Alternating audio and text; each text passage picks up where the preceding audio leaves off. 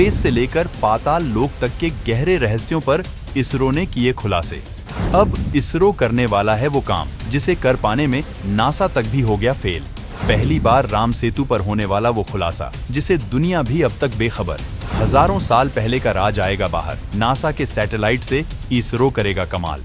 दोस्तों, आज से हजारों साल पहले घटित हुई रामायण, जिसमें मुख्य रूप से राम और रावण के बीच हुए भयंकर युद्ध को एक अहम घटना मानते हैं।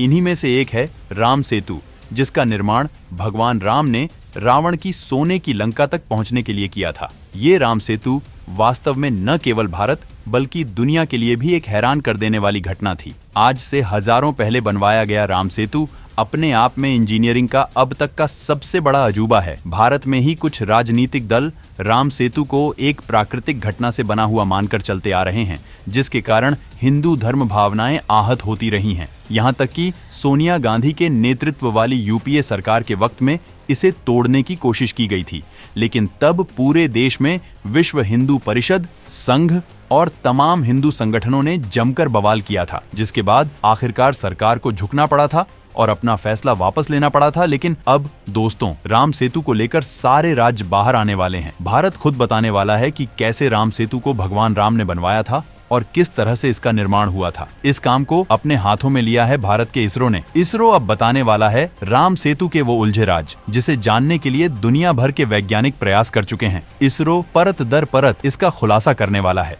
इसरो ने नासा के सैटेलाइट ICSat-2 का किया इस्तेमाल। लेजर रेज के जरिए सामने आया राम सेतु का विशाल स्वरूप। रामेश्वरम से श्रीलंका के मन्नार द्वीप के बीच है मौजूदगी। 99% हिस्सा पानी में डूबा तकनीक पर हो रहा शोध।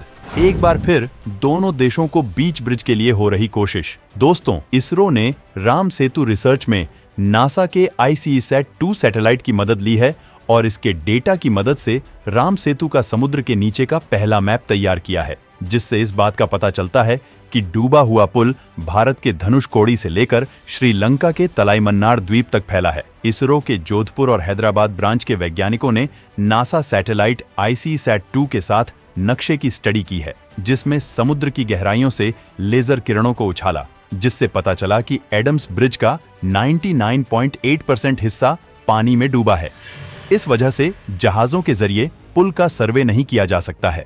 वैज्ञानिकों ने पुल के नीचे 11 संकरी नालियों को भी देखा, जिसकी गहराई 2-3 मीटर के बीच थी, जो मन्नार की खाड़ी और पाक जलडमरू मध्य के बीच पानी निकालने में मदद कर रही हैं, जिससे ये तो साफ है कि ये अपने आप नहीं बना है। वहीं इस ब्रिज में दोनों तरफ लगभग 1.5 किलोमीटर का हिस्सा पानी के भीतर अचानक गहराई के साथ काफी उतार चढ़ाव वाला है। वहीं भूगर्भीय सबूत बताते हैं कि यह पुल भारत और श्रीलंका के बीच एक पुराना जमीनी संबंध है। वहीं रामेश्वरम के मंदिर में लगे शिलालेख बताते हैं कि ये राम सेतु 1480 तक पानी के ऊपर था और एक चक्रवात तूफान की वजह से पानी में डूब गया था। दोस्तों, भारत के ऐतिहासिक ग्रंथ रामायण, जिसकी रचना आदि कवि वाल्मीकि ने की थी, उसमें इस बात का वर्णन है कि वनवास के वक्त जब राक्षस रावण माता सीता का हरण करके ले गया था, तब श्री राम ने समुद्र में पुल बनवाकर सेना सहित लंका में प्रवेश किया था और विजय हासिल करके माता सीता को मुक्त कराया था।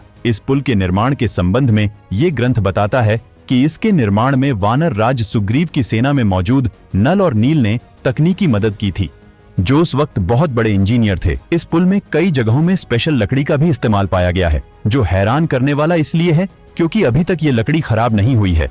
दोस्तों, मोदी सरकार ने इसके शोध के लिए जो टीम बनाई है, वो इसकी व्यापक रिसर्च कर रही है। इसके लिए हर तरह की आधुनिक तकनीक का इस्तेमाल किया जा रहा है। इसमें भारतीय पुरातत्व सर्वेक्षण, औद्योगिक अनुसंधान परिषद और राष्ट्रीय समुद्र विज्ञान संस्थान काम कर रहे हैं, जबकि इसरो भी तगड़ी भूमिका निभा रहा है। दोस्तों, सरकार का मकसद केवल ये पता लगाना नहीं है कि आखिर ये कब बना और किसने बनवाया, कैसे इस हालत में पहुंचा, बल्कि सरकार का मकसद ये पता लगाना भी है कि इसके लिए क्या तकनीक इस्तेमाल की गई, क्योंकि भारत श्रीलंका मिलकर इस वक्त एक बार फिर से दोनों देशों के बीच पुल बनाने के लिए सर्वे करवा रहे हैं, जिससे दोनों देशों के बीच रिश्ते मजबूत हो सके, वहीं व्यापार को तगड़ा फायदा हो सके। वहीं भारत इस ब्रिज के जरिए चीन को झटका देना चाहता है। दोस्तों, राम सेतु की इस रिसर्च के खुलासे के बारे में जानकर आप क्या सोचते हैं और भारत के इस बड़े प्लान पर आपके क्या सुझाव हैं, कमेंट में जरूर बताएं। तो दोस्तों, हम आपको बताने वाले हैं कि कैसे यूपीए की सरकार ने राम सेतु को तोड़ने की कोशिश की थी।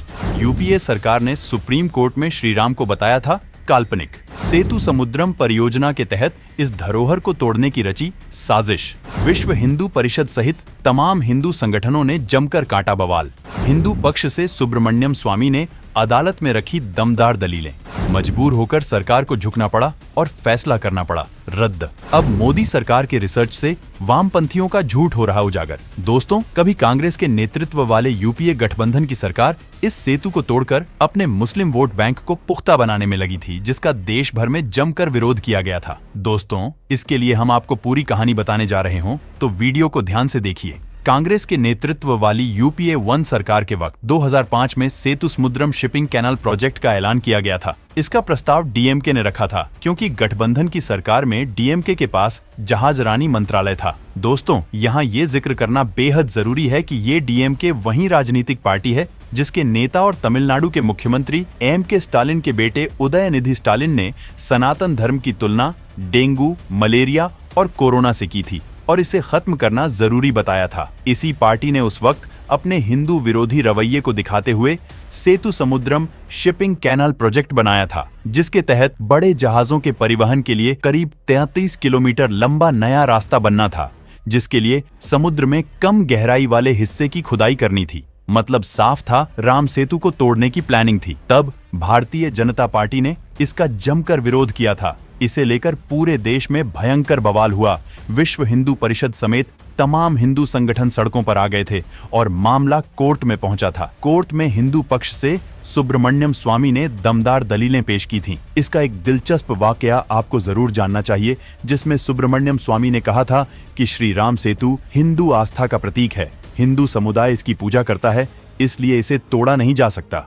तब यूपीए सरकार के वकील ने पूछा था कि जब सेतु समुद्र में डूबा है तो आप इसकी पूजा कैसे कर सकते हैं? तब सुब्रमण्यम स्वामी ने कहा था, ठीक उसी तरह जैसे हम जमीन में रहकर सूर्य की उपासना करते हैं। सर्वोच्च न्यायालय में यूपीए सरकार ने जो हलफनामा दिया था, उसमें उसने कहा था कि वहाँ कोई पुल नहीं है, ये स्ट्रक्चर किसी इंसान ने नहीं बनाया, यह किसी सुपर पावर से बना होगा और फिर खुद ही नष्ट हो गया। इसी वजह से सदियों तक इसके बारे में कोई बात नहीं हुई, न कोई सबूत है। कांग्रेस द्वारा दाखिल किए गए इस हलफनामे का खूब विरोध हुआ था, जिसके बाद कांग्रेस ने इसे वापस लिया और कहा कि वह सभी धर्मों का सम्मान करती है। इसके अलावा उसने कहा था कि वाल्मीकि रामायण और रामचरितमानस प्राचीन भारतीय साहित्य का एक महत्वपूर्ण हिस्सा है, लेकिन इसमें दर्शाए गए चित्रों और घटनाओं के अस्तित्व को साबित करने के लिए इसे ऐतिहासिक सबूत नहीं माना जा सकता है। सोनिया गांधी के नेतृत्व वाले यूपीए सरकार के इस हलफनामे पर भाजपा उबल पड़ी थी। वहीं हिंदू समाज ने कड़ा विरोध किया था,